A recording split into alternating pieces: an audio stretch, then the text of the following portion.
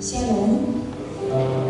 Selamat hari Minggu dan selamat beribadah kepada semua jemaat dan jemaat tamu yang mengambil bagian dalam ibadah kita pada hari Minggu ini.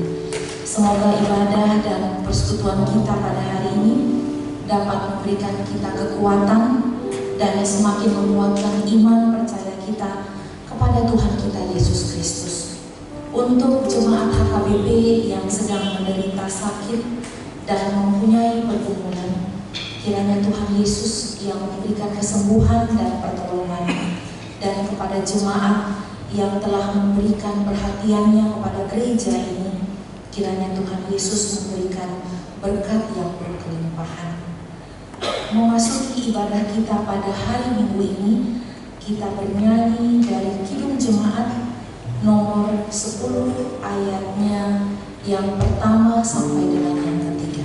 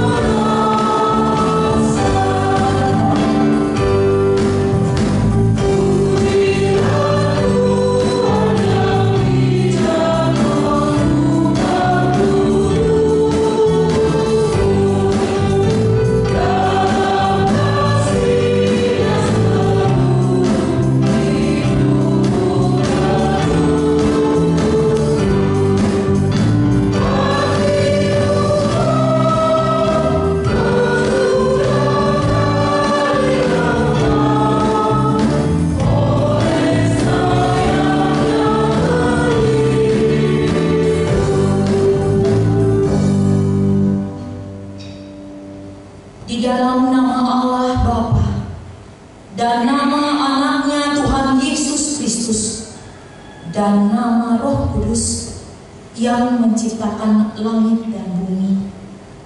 Amin. Dari jauh Tuhan menampakkan diri kepadanya. Aku mengasihi engkau dengan kasih yang kekal. Sebab itu aku melanjutkan kasih setiaku kepadamu. Haleluya.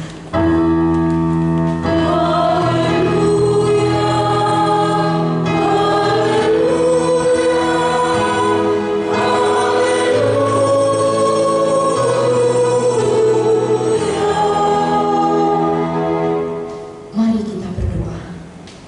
Ya Tuhan Allah yang Maha Kuasa, yang adalah awal dan akhir, Tuhan telah menjanjikan di dalam anak-Mu, Tuhan Yesus Kristus, bahwa Engkau berkenan mengampuni dosa dan memberi pembenaran kepada kami, serta hidup yang kekal.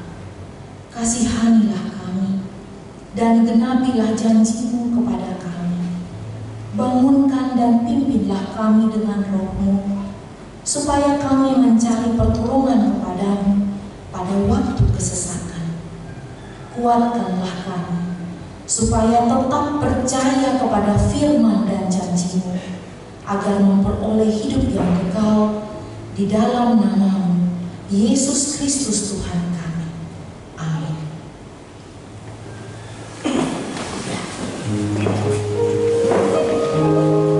Kita memuji Tuhan dari Kidung Jemaat nomor 17, ayatnya yang kedua dan yang ketiga.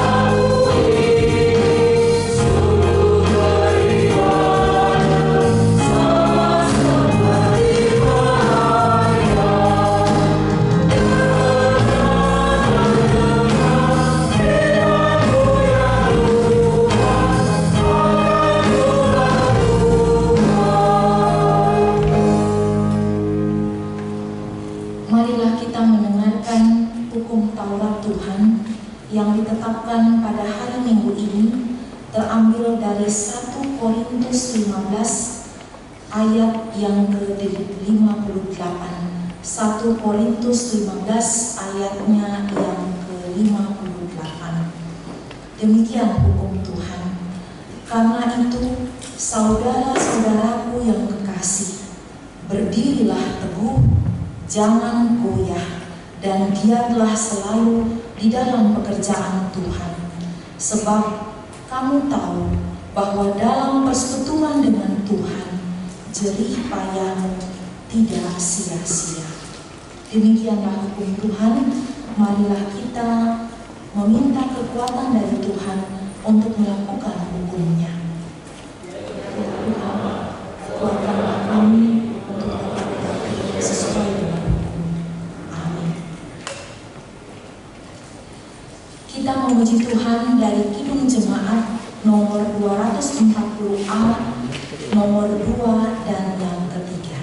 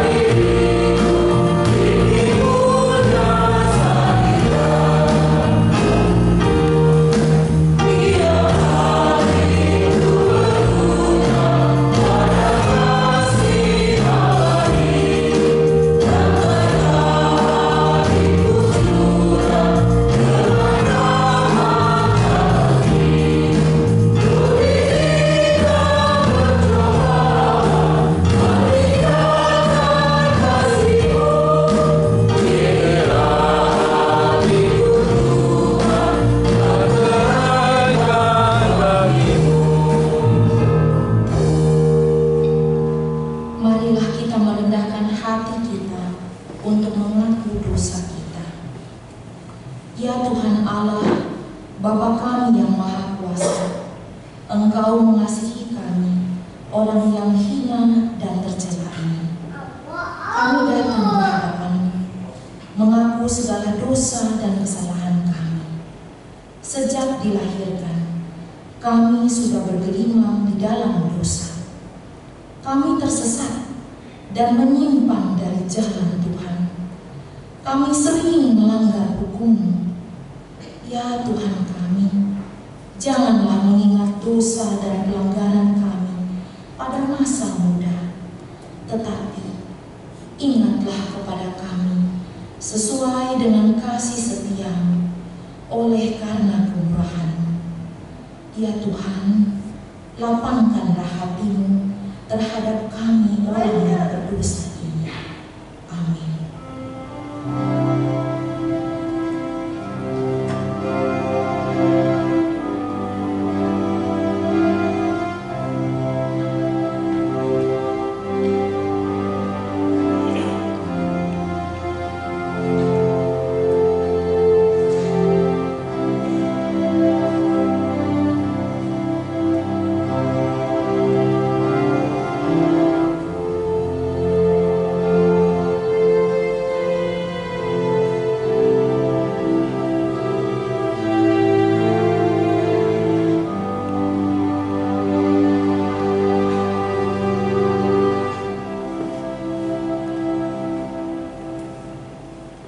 Marilah kita mendengarkan janji Tuhan tentang pengampunan dosa. Demikianlah firman Tuhan. Aku telah menghapus segala dosa pemberontakanmu seperti kabut diterbangkan angin, dan segala dosamu seperti awan yang tertiup. Kembalilah kepadaku, sebab aku telah menebus engkau. Kemuliaan bagi Allah di tempat yang maha tinggi. Amin.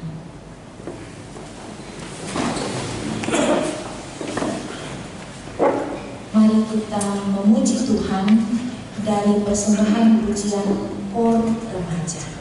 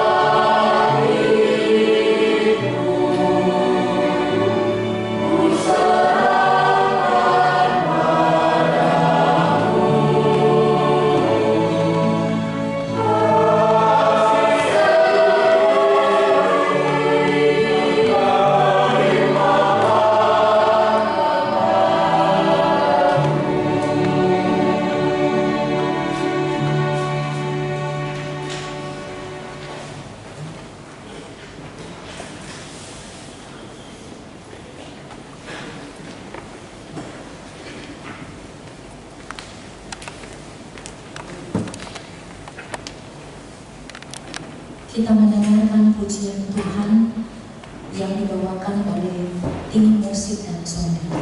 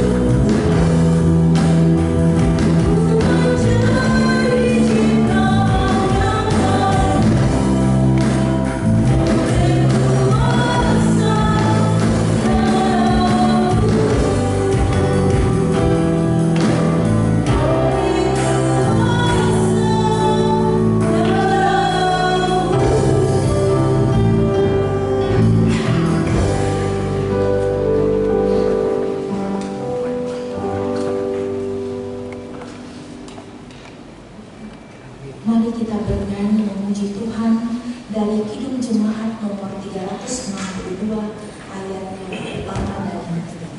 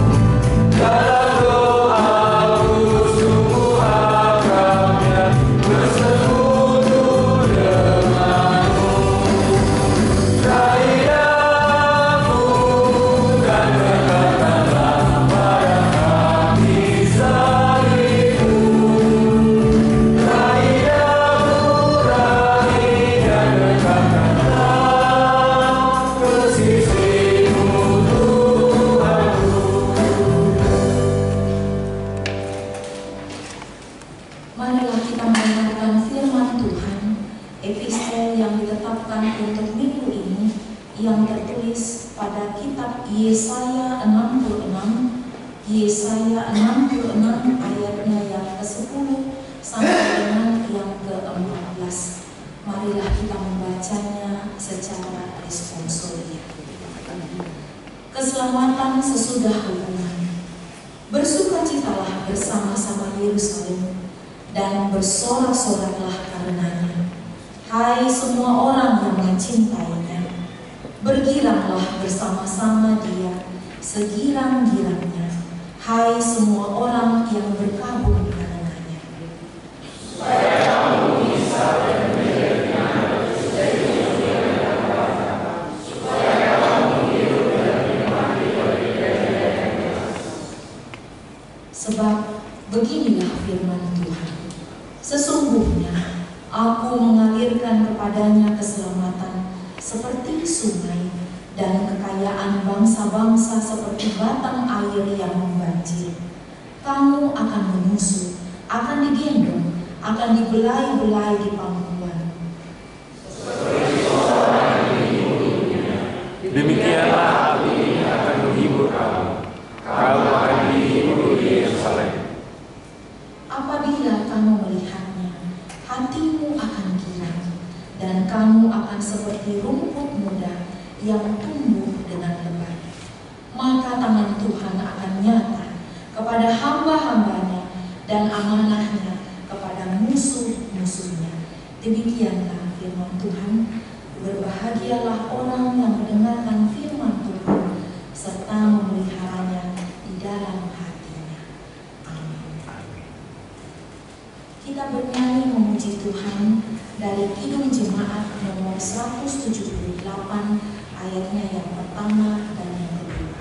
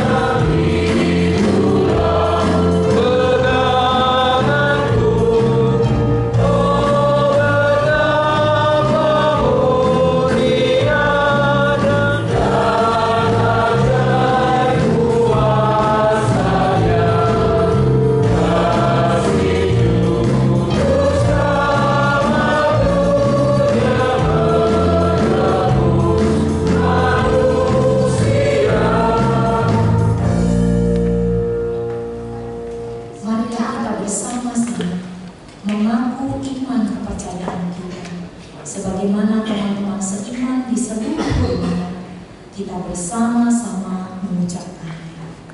Aku percaya kepada Allah, Bapa yang Maha Kuasa, Khalik langit dan bumi. Aku percaya kepada Yesus Kristus, Anaknya yang tunggal Tuhan kita, yang dikandung daripada Roh Kudus, lahir dari anak darah Maria, yang menderita sengsara di bawah pemerintahan Pontius Pilatus, disalibkan, mati dan dikuburkan, yang turun ke dalam kerajaan maut. Pada hari yang ketiga, bangkit pula dari antara orang mati, naik ke surga, duduk di sebelah kanan Allah, Bapa yang Maha Kuasa. Dari sana akan datang kelak untuk menghakimi orang yang hidup dan yang mati.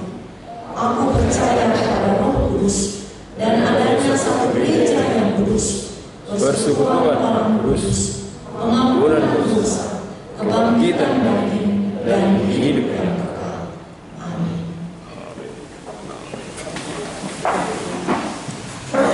Marilah kita mendengarkan warta jemaat untuk sepekan.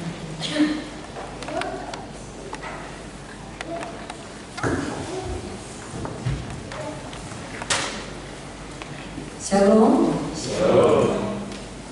Warta jemaat di Minggu tanggal 6 Juli tahun 2025 dengan topik Gabe Innova Naik Baru menjadi ciptaan baru. Yang pertama, nama minggu kita hari ini minggu ketiga setelah Trinitatis, artinya keteritunggalan Allah. Yang kedua, statistik. Ketiga, Dewan Koinonia. Keempat, Dewan Marturia. Kelima, Dewan Diakonia.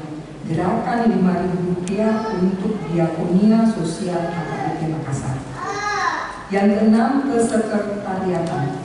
Yang pertama, pada hari ini Minggu tanggal 6 Juli 2025, kita akan mengantarkan persembahan ke depan altar sebagai tanda ucapan terima kasih kita atas pelayanan Bapak Situa Alden Dunok Pardomuan Tekusunggu SE almarhum sebagai majelis di HKBP Makassar selama 21 tahun.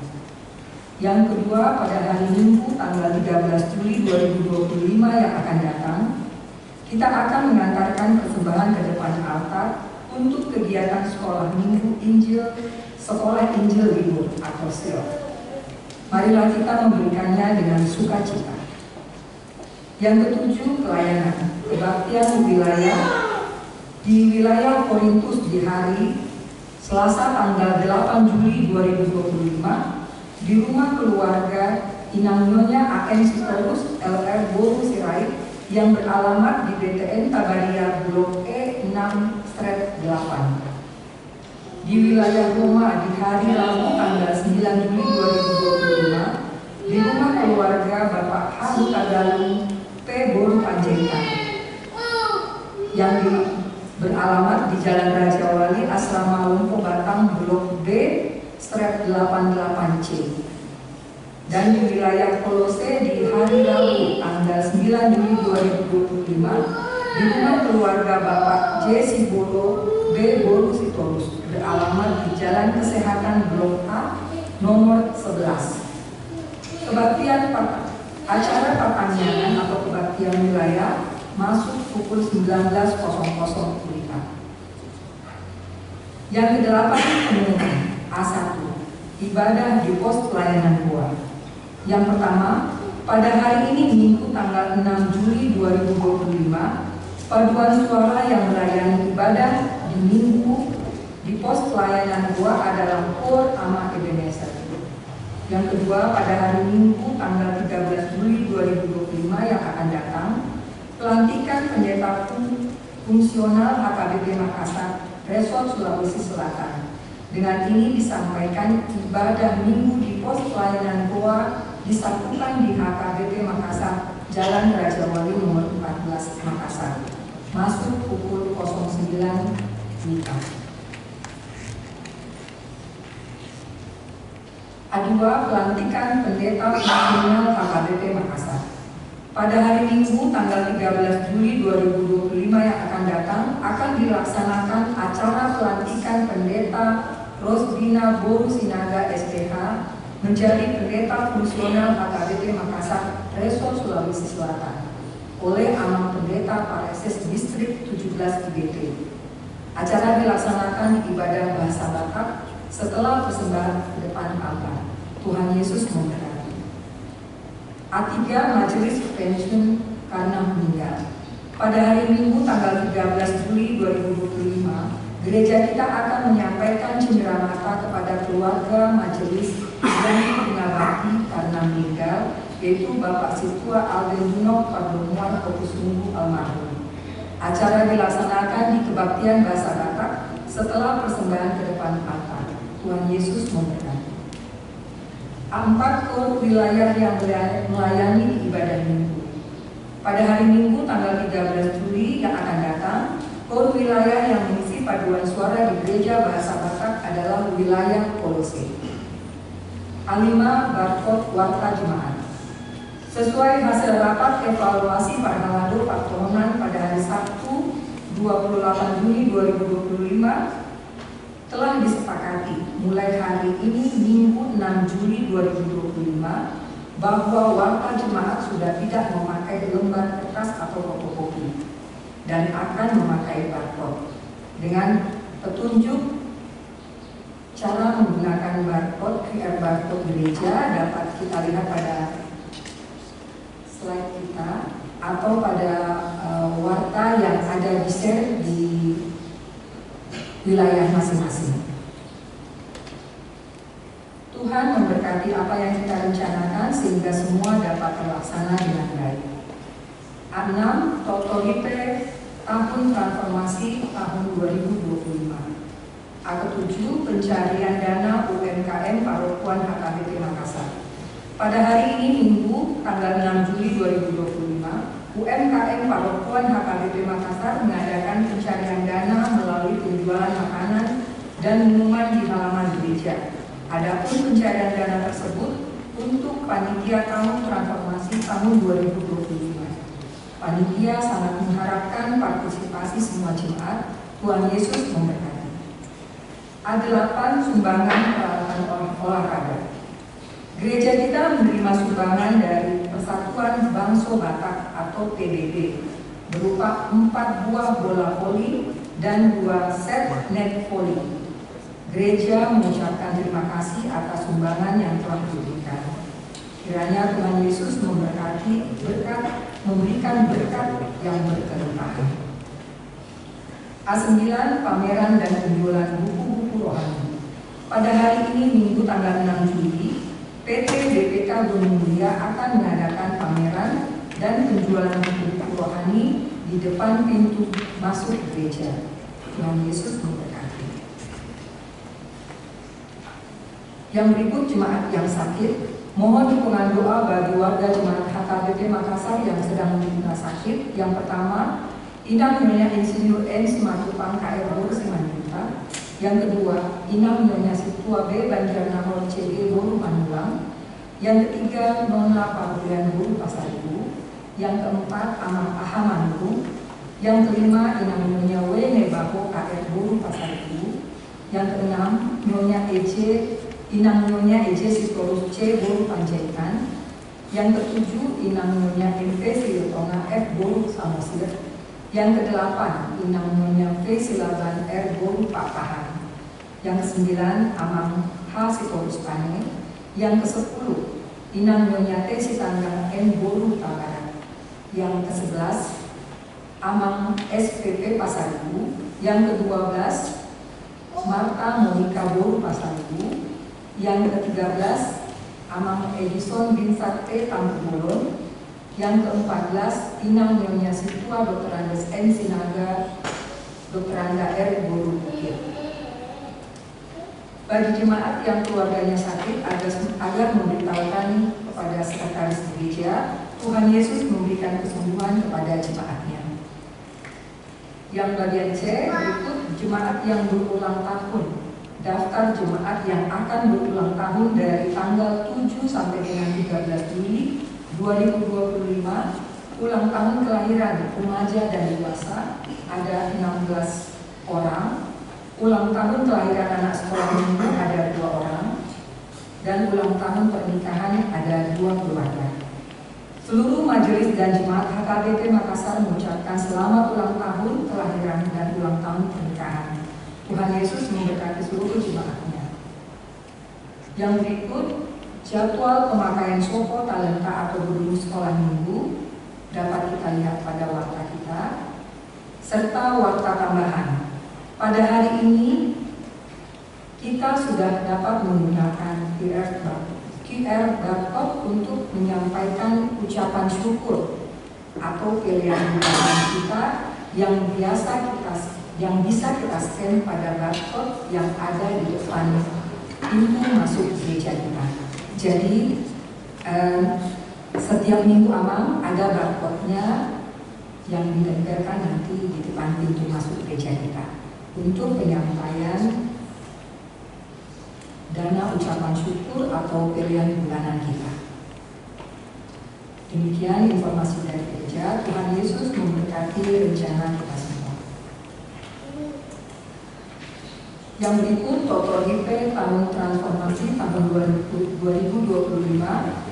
dari wilayah Roma, Korintus, wilayah Galatia, Efesus, wilayah Filipi, Kolose, dan wilayah Galilea, serta wilayah tamu dapat kita lihat pada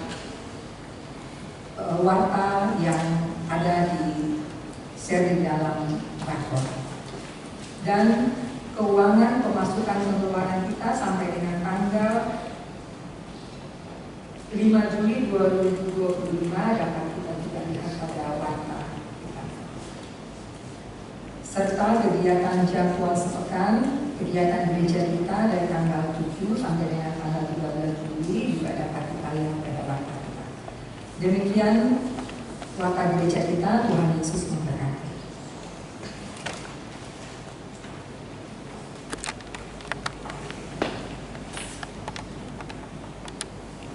Mari amanah anak-anak berwajar kita dapat memberikan persembahan kita yang terbaik bagi Tuhan. Persembahan 1A, 1B, dan 2 nyanyi. Sambil kita bernyanyi memuji Tuhan dari kedua jemaat nomor 376. Oh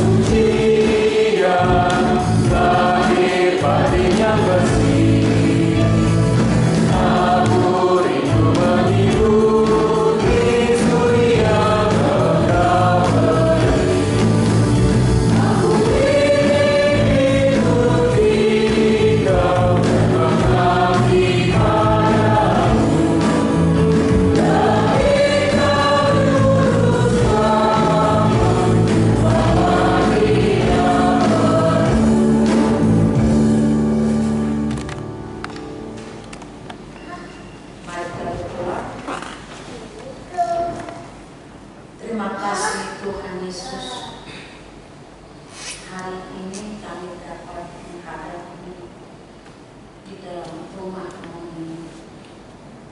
Kami ingin mengikuti-Mu Tuhan, bersama-Mu kami bahagia, bersama Tuhan kami dapat keselamatan. Tuhan, pada kerinduan kami di minggu ini, ajari kami dengan Roh Kudus-Mu agar firman-Mu yang akan kami dengar menjadi kekuatan bagi kami, sehingga kami Tuhan tidak boleh terombang-ambingkan oleh dunia ini lagi, semakin bertumbuh dan berbuah di dalam iman. Terima kasih Tuhan Yesus, rawatlah kami saat ini. Amin. Firman Tuhan dalam sebuah kita di minggu hari ini tertulis di dalam Galatia pasal 6 ayat 11 hingga ayat 18.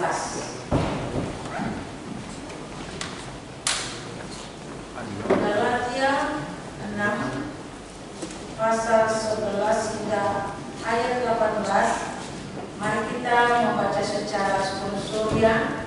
Demikian firman Tuhan. Peringatan dan salam. Lihatlah bagaimana besarnya huruf-huruf yang kutulis kepadamu dengan tanganku sendiri. Mereka yang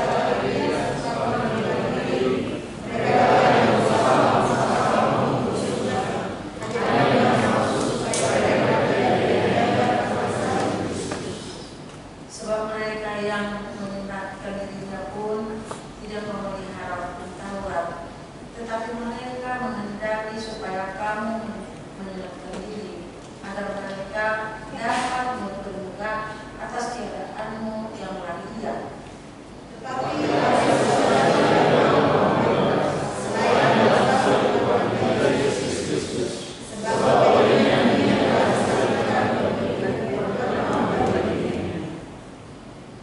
sebab bersunat atau tidak bersunat tidak ada artinya, tetapi menjadi ciptaan baru, itulah yang ada artinya.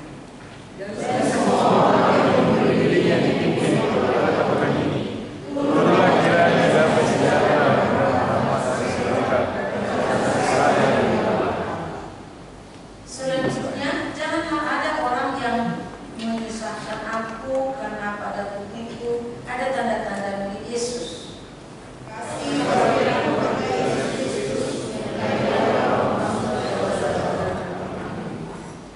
Demikian firman Tuhan. Katakan di sini yang bersunat dan tidak bersunat tidak ada artinya. Yang artinya adalah hidup baru. Shalom.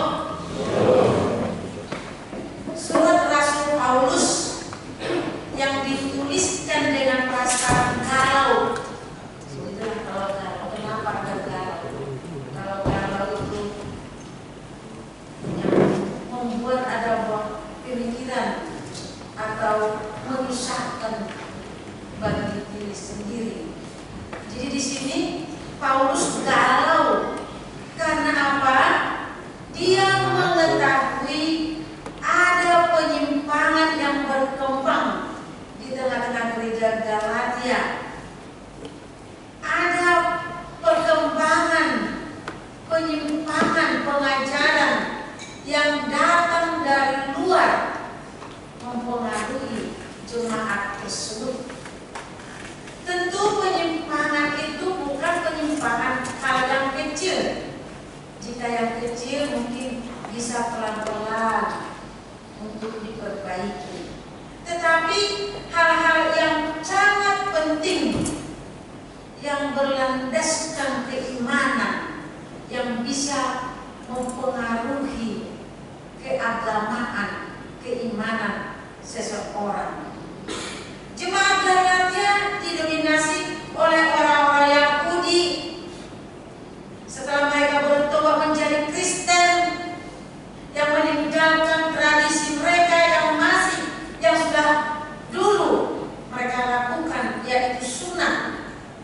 dan ritual lainnya yang dicantumkan dalam hukum Musa yang sudah lama mereka lakukan, yang sudah lama mereka imani. Oleh pengajaran-pengajaran lain itu, orang Kristen Yahudi meminta agar tetap mengenakan tradisi tersebut seperti apa yang kita baca tadi, yang mempengaruhi mereka. Sebagai pendiri atau pembangun gereja, Paulus terbeban. Orang percaya pasti terbeban melihat pengaruh tersebut, pengaruh iman mereka yang kembali lagi ke zaman sebelum mereka mengenal Yesus. Jadi tidak maju, tetapi menjadi mundur ke belakang. Kalau mundur ya tentu sudah merugikan diri sendiri, merugikan orang yang percaya kepada Tuhan sendiri. Karena ajaran yang ditanamkan oleh Rasul Paulus sudah dikacaukan pengajar-pengajar sesat yang datang dari belakang. Yang tadinya mereka sudah bertumbuh di dalam Kristus, tetapi karena paksaan para pengajar-pengajar sesat tersebut, mereka diancam, bahkan dianiaya. Itu sayangnya. Kadang-kadang ya bisa saja sebenarnya kita tidak mau mengikut mereka, dan mungkin jemaat gereja Galatia juga seperti itu. Pada awalnya mereka tidak mau, tetapi karena takut ancaman, takut penganiayaan, bahkan bukan hanya penganiayaan, bahkan sampai menanggung nyawa, kehilangan nyawa pun mereka jadi. Itu sebabnya Rasul Paulus merasa terbeban melihat jemaat gereja yang ada di Galatia. Bagi Paulus yang kita dengar tadi, lahir baru sebagai status orang yang telah menerima, bukan yang hidup di dalam diri sendiri dan tidak hidup di dalam meminta pertolongan oleh orang lain, yaitu hidup benar di dalam Tuhan, di dalam iman, di dalam menerima Yesus sebagai juru selamat. Paulus menuliskan suratnya kepada jemaat Galatia dalam perjalanan yang ketiga. Orang Kristen yang berlatar belakang Yahudi, kita melihat tadi, gampang terpengaruh, mudah dipengaruhi untuk kembali lagi ke masa-masa yang silam ketika mereka belum menerima Yesus sebagai juru selamat. Paulus telah menjelaskan bahwa keselamatan itu diperoleh hanyalah dengan anugerah atas pengorbanan Kristus yang menderita dan mati di kayu salib. Anugerah. Kalau kita mengatakan anugerah, hanya pemberian saja, bukan karena usaha, bukan karena melakukan apa yang kita lakukan seperti yang dikatakan Taurat hukum Musa dulu, bukan seperti itu. Kalau itu membelenggu, memberatkan manusia dan tidak ada bisa selamat satu orang pun oleh karena hukum Taurat. Karena hukum Taurat itu adalah ada 600 lebih yang harus dilakukan, yang harus dilakukan mereka di dalam hidupnya. Itu sebabnya di sini yang memang seperti apa yang sudah Paulus ajarkan di sini, keselamatan itu adalah anugerah atas pengorbanan Kristus. Dia menderita, dia mati di kayu salib untuk membebaskan manusia dari dosa-dosanya. Itulah sukacita kita.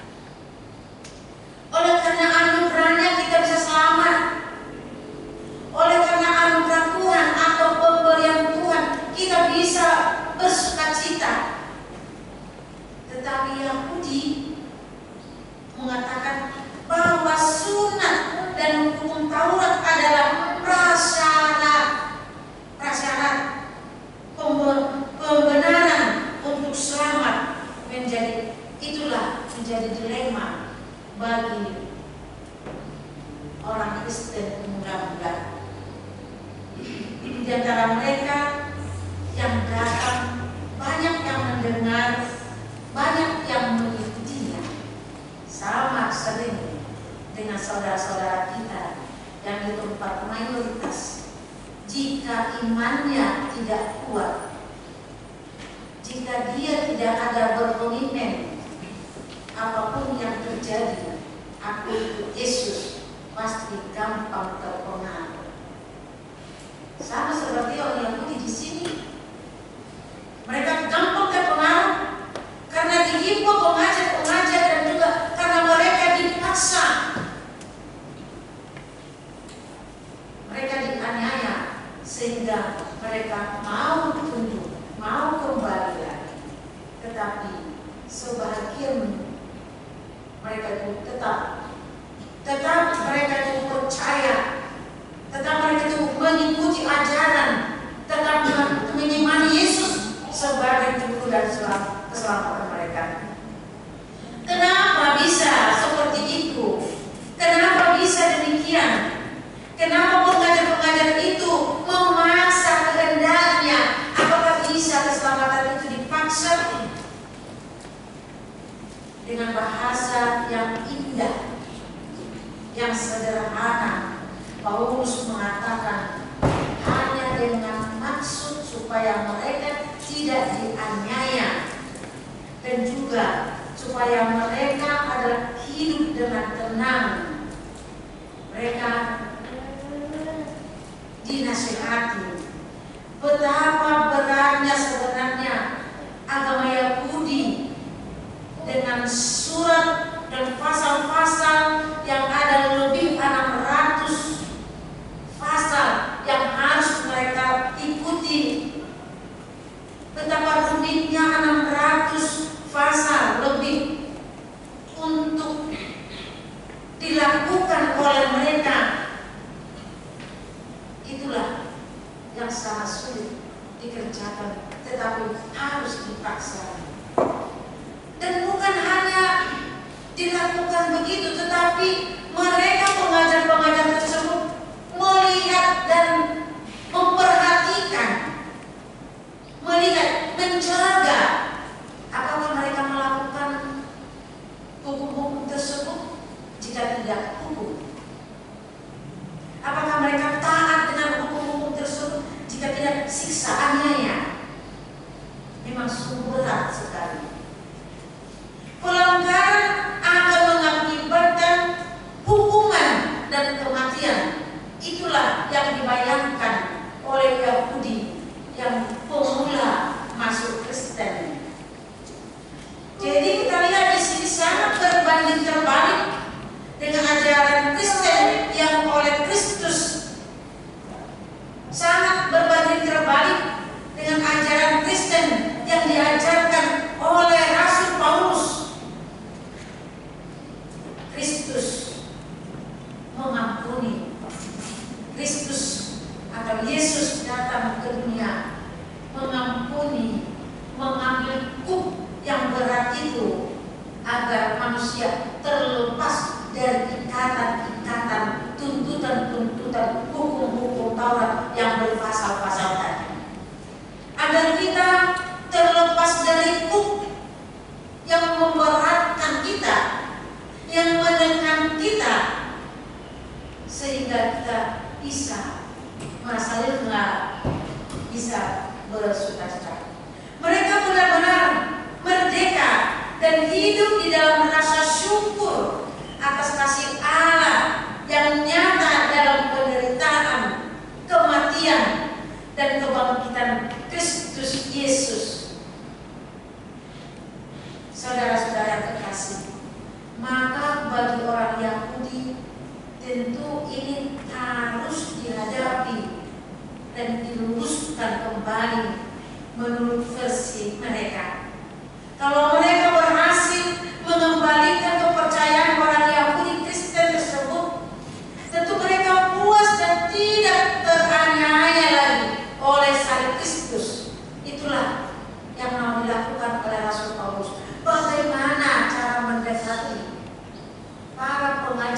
mengajar orang Yahudi tersebut.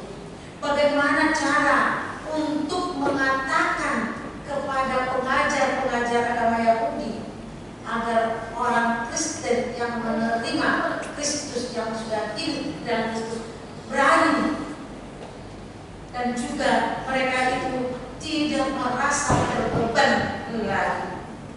Dalam hal ini kepuasan secara lahiriah menjadi tujuan, bukan berarti agar orang Kristen kembali ke jalan yang tersesat, tetapi mereka menjalani hidupnya dengan sukacita, dengan tujuan seperti yang kita katakan tadi, hidup baru. Hidup baru sudah berjalan di jalan yang benar, karena hidup ini adalah pilihan. Hidup ini adalah pilihan.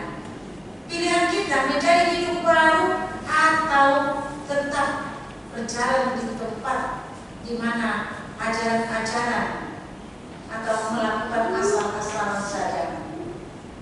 Kalau kita mau hidup baru, melakukan hidup baru atau menerima hidup baru, menerima Yesus sebagai juru selamat. Saudara-saudara yang kekasih, kalau mengatakan hidup baru, itu sering kita dengarkan ayat-ayat ini yang mengatakan, sering ajaran-ajaran mengatakan, jika Anda menjadi hidup baru, ikut Yesus, tinggalkan segalanya yang ada di dunia ini, tinggalkan orang tuamu, tinggalkan keluargamu, tinggalkan segalanya. Bahkan ada yang sampai meninggalkan orang tuanya, ada juga yang meninggalkan jabatannya. Bukan seperti itu yang dikatakan hidup baru, saudara. Hidup baru memperbarui hidup. Bagaimana kita melakukan tugas-tugas dengan benar, seperti melakukan rela, kita berkorban. Korbannya apa? Mungkin perasaan, menasihati sesama, menasihati orang agar mereka bertumbuh di dalam iman, bertumbuh di dalam Yesus. Gaya 14:15, Paulus menunjukkan hidup sesuai dengan salib Kristus. Bagi Paulus, satu-satunya alasan untuk bermegah adalah salib Kristus. Itulah alasannya bermegah. Bermegah di dalam salib Kristus. Karena apa? Karena di salib Kristus itu segala dosa-dosa kita telah diselesaikan. Percaya kepada salib, kita harus sadar bahwa kita harus menganggap dan kita mati bersama-sama dengan Kristus. Mati bersama-sama dengan Kristus di pada waktu kita dibaptis, menerima baptisan. Kita sudah bersama-sama mati di dalam Kristus. Di dalam kebangkitan Kristus, kita telah bersama-sama dibangkitkan oleh Kristus. Itu yang kita imani. Itulah hidup baru. Pada waktu kita dibaptis, kita bersama-sama mati. Oleh kebangkitan Yesus, kita sama-sama dibangkitkan. Bila kita mati bersama-sama dengan Kristus, cara hidup dunia tidak lagi berkuasa atas hidup kita. Manusia lama kita yang mengikuti secara hidup duniawi sudah mati di dalam tadi baptisan itu. Kita menjadi ciptaan baru. Itulah satu-satunya yang berarti. Itulah satu-satunya yang kita tetap imani.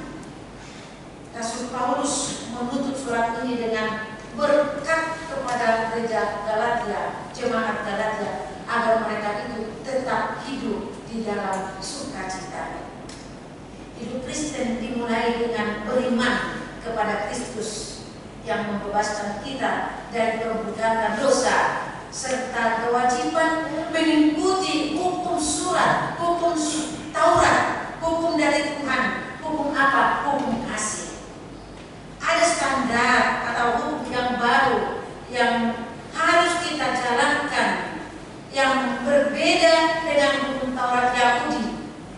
Hukum yang baru itu adalah hukum Kristus, yaitu mengasihi satu dengan yang lain dan hidup benar di hadapan Allah. Itu harus kita garis bawahi, mengasihi satu dengan yang lain, karena kita adalah sama, kita adalah saudara, kita adalah sama Bapa di hadapan Tuhan.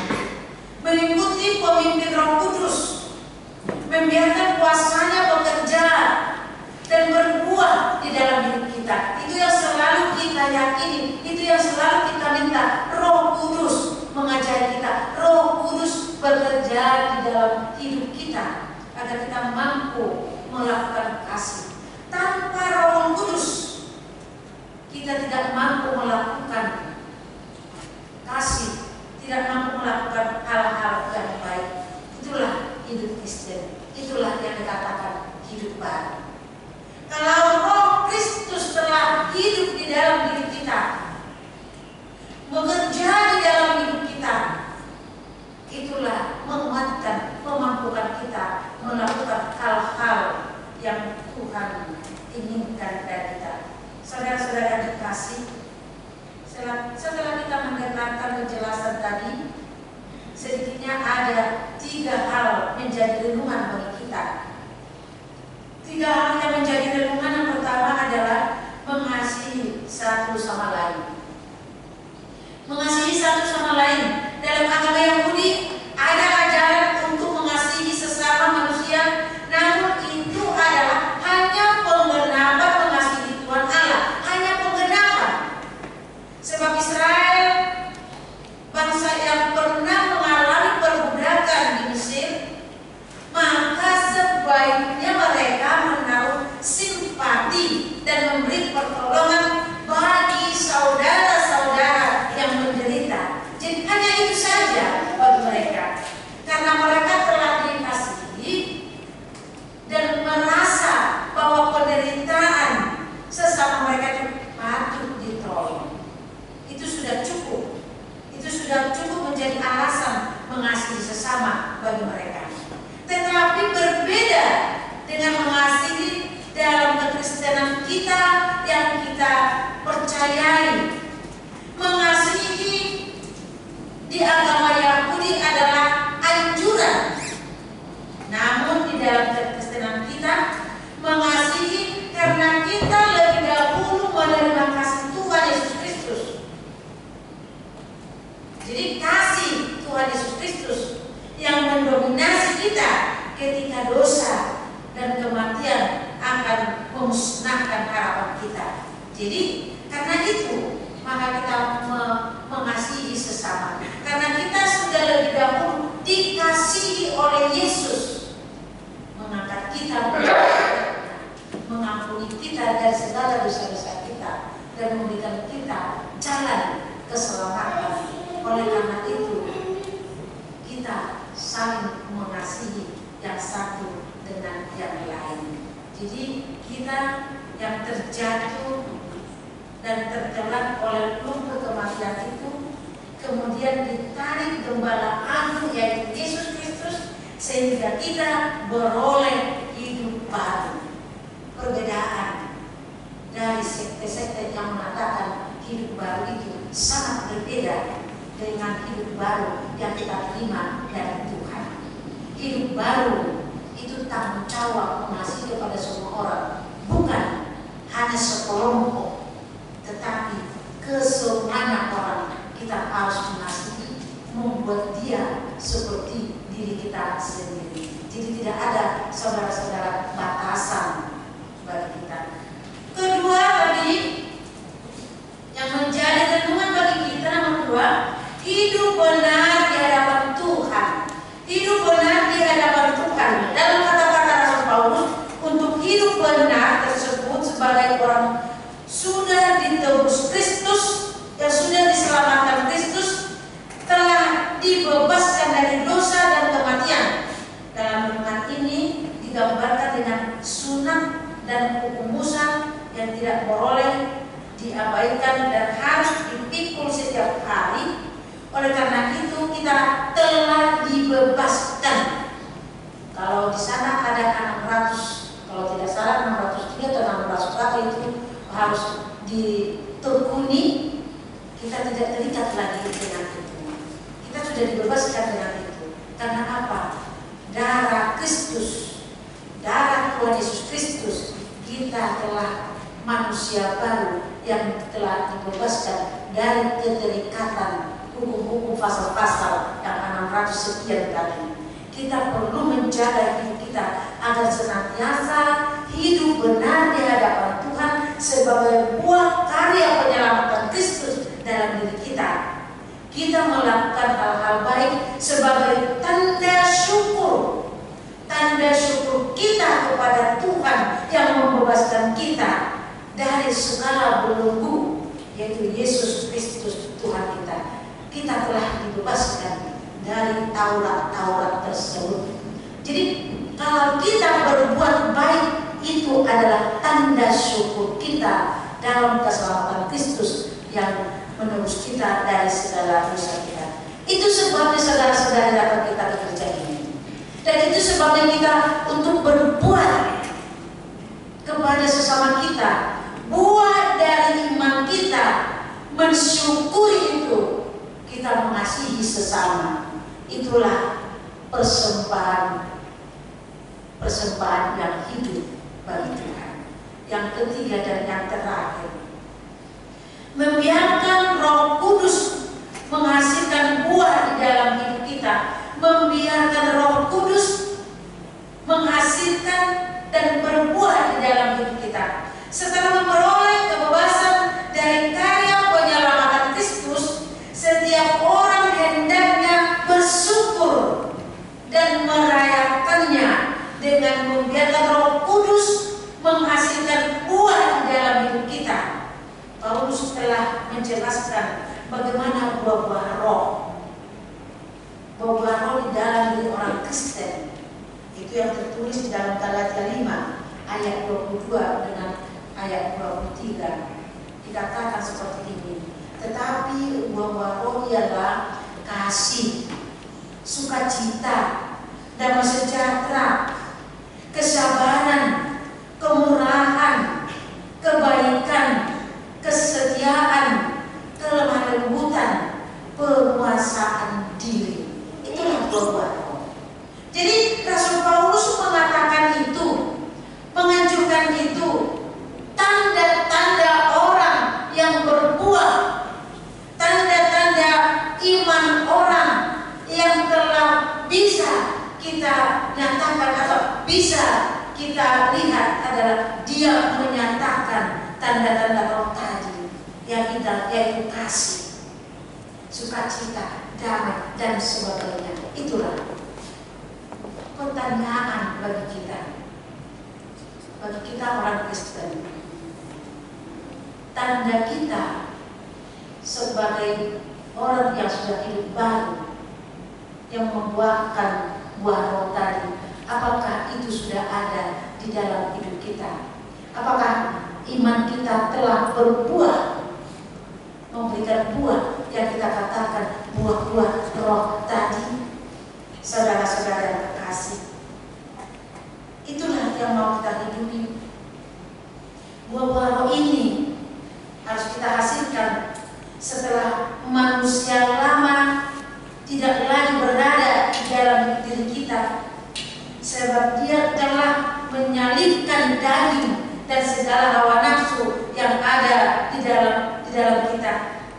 Yang harus dibanggakan adalah salib Kristus yang membuahkan segalanya yang baru bagi kita, yang menjadikan kita ciptaan baru, memiliki implikasi dalam kehidupan kita sehari-hari. Mari kita melihat diri kita. Tanda itu sudahkah kita nyatakan di dalam diri kita sebagai orang yang beriman? Bukan dari pujian orang yang mau kita lihat. Pujian orang mungkin bisa mengangkat kita untuk menjatuhkan kita kembali. Tetapi mari kita koreksi diri sendiri, berbuah di di dalam roh, itulah hidup baru. Amin. Mari kita berdoa. Terima kasih Tuhan Yesus. Terima kasih Bapa di surga yang mengajarkan kami pada hari ini di dalam hidup baru. Tuhan, Engkau mengatakan kepada kami tanda-tanda hidup baru adalah berbuah di dalam roh. Tuhan Yesus, buah-buah roh yang kami pelajari, Tuhan, kami ini adalah manusia lemah yang kurang mampu menjalankan, melakukan yang Tuhan inginkan dari kami, yang terseret di dalam dunia ini, yang membawa kami jauh dari-Mu. Tolong kami Tuhan dengan Roh Kudus-Mu untuk mengembalikan kami ke jalan yang benar, ke jalan yang Tuhan berikan kepada kami. Kuatkan, teguhkan, dan berikan kami Tuhan semangat agar iman kami berbuah dan kami nyatakan di dalam hidup kami, agar kami tidak orang Kristen asal-asalan, tetapi orang Kristen yang benar, yang takut padamu, yang berharap Tuhan sukacita di dunia ini dan sukacita nanti di surga, yang kami inginkan bersama dengan Yesus di sana. Tuhan, ajari kami mengasihi teman kami untuk melakukan yang sesuai dengan kehendak Tuhan.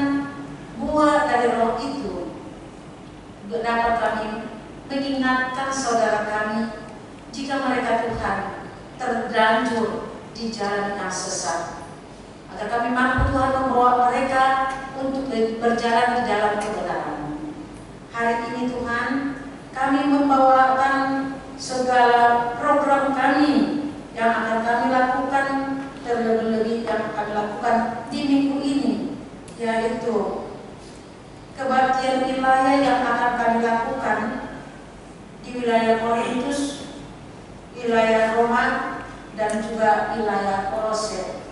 Tuhan, ingatkan kami, berikan semangat bagi kami, agar kami dapat melakukan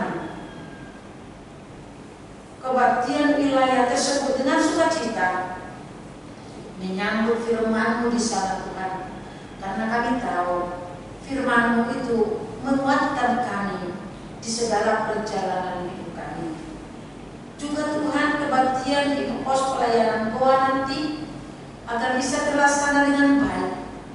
Ingatkan Tuhan juga saudara-saudara kami yang ada di wilayah Goa, agar mereka Tuhan ikut melakukan ibadah tersebut, agar kami bersama-sama memuji dan memuliakan nama-Mu. Tuhan Yesus, kami bersyukur di tanggal 13 Juli yang akan datang, pendeta kami, pendeta Rospina Bursinaga, akan dilantik menjadi fungsionaris di gereja AKBP Makassar ini. Kedatangan mereka Tuhan di hari Selasa, tuntun mereka Tuhan sampai ke Makassar ini dengan sukacita, agar kami dapat melayani, agar kami dapat Tuhan bersaksi di sini untuk menyaksikan Yesus Juru Selamat hidup kami, agar Tuhan jemaat yang ada di Makassar ini semakin kuat dan semakin teguh, semakin berpengharapan kepada Tuhan saja. Dan juga Tuhan, akan kami laksanakan di dalam minggu ini untuk menguatkan saudara kami yang sakit. Tuhan Yesus, tolong kuatkan saudara-saudara kami yang sakit, agar mereka kuat Tuhan, jangan karena penyakit yang ia derita menjadi mereka menjauh dari-Mu. Karena penyakit yang mereka derita Tuhan menjadi mereka lemah, imannya semakin lemah. Tetapi kami tahu Tuhan, penyakit tidak menjadi pemisah kami dari-Mu, tetapi penyakit bisa semakin mendekatkan kami, karena kami semakin dekat kepadamu, karena kami tetap dan setiap saat berdoa meminta pertolongan-Mu. Dan juga Tuhan, teman saudara-saudara kami yang berulang tahun di dalam minggu ini, berkati Tuhan, tambahkan umur panjang kepada mereka, berikan Tuhan kekuatan, berikan semangat, berikan kepada mereka Tuhan pengenalan umur panjang yang Tuhan berikan kepada mereka, agar mereka Tuhan dapat bersyukur kepadamu. Dalam ulang tahun kelahirannya Tuhan, mereka semakin dekat dan semakin dekat kepadamu. Dan juga Tuhan, ulang tahun pernikahan yang Tuhan berikan, Tuhan Yesus berkati mereka, agar mereka Tuhan dalam pernikahan, dalam rumah tangga mereka bisa menyatakan kasih-Mu, bersatu dan tetap rukun dan damai, dan bisa menyatakan ke sekelilingnya Tuhan Yesus berada di dalam rumah tangga mereka. Kami tahu Tuhan, pasti banyak tantangan yang mereka hadapi di dalam rumah tangga, tetapi mereka bisa kuat karena Tuhan menguatkan, karena Tuhan menolong, karena Tuhan memberikan kekuatan dan harapan kepada mereka. Bisa membimbing, ibu bapak bisa membimbing rumah tangganya di dalam kebenaran, di dalam kasih-Mu. Terima kasih Tuhan Yesus. Sebentar lagi kami akan pulang ke rumah kami masing-masing. Hantar kami Tuhan, apabila kami sampai di rumah kami masing-masing dengan sukacita dari-Mu. Terpujilah Tuhan yang mendengarkan permohonan kami ini. Amin. Kita puji Tuhan lewat pujian nomor 413 ayat 1 dengan seterusnya.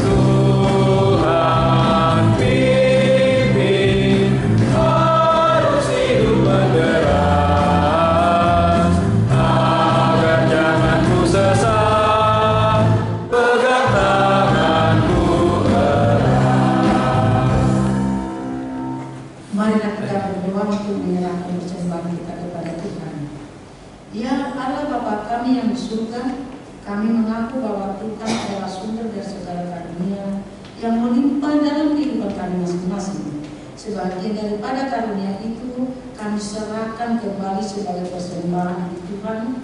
Terimalah dan berkatilah persembahan ini, agar dapat kami pergunakan untuk pekerjaan dan melayani kerajaan Tuhan di dunia.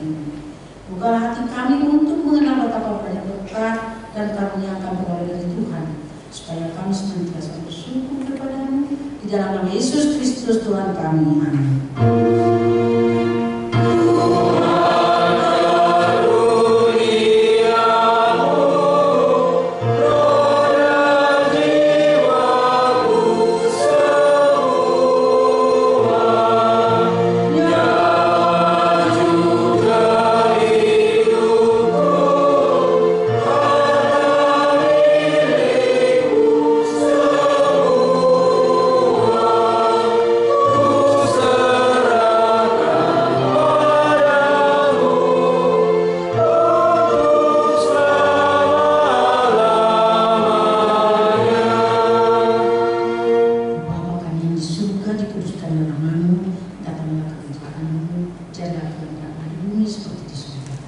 Berikanlah kami pada hari ini makanan kami yang secukupnya, dan ampunilah kami akan kesalahan kami, seperti kami juga telah mengampuni orang yang bersalah kepada kami.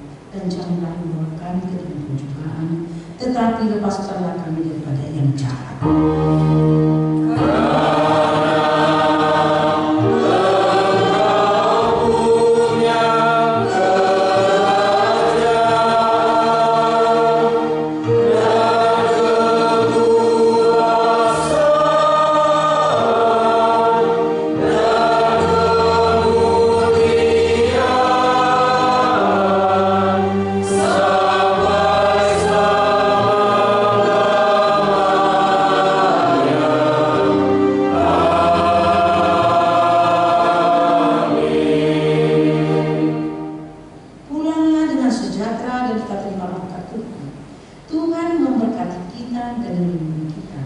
Tuhan menyinari kita dengan wajah-Nya dan memberi kita kasih karunia.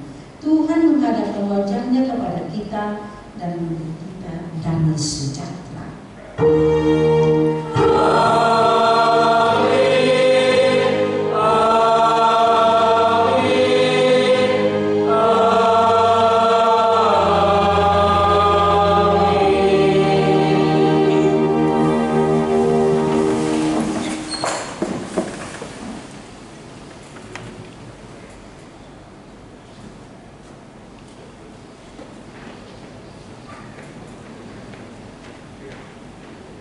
Shalom.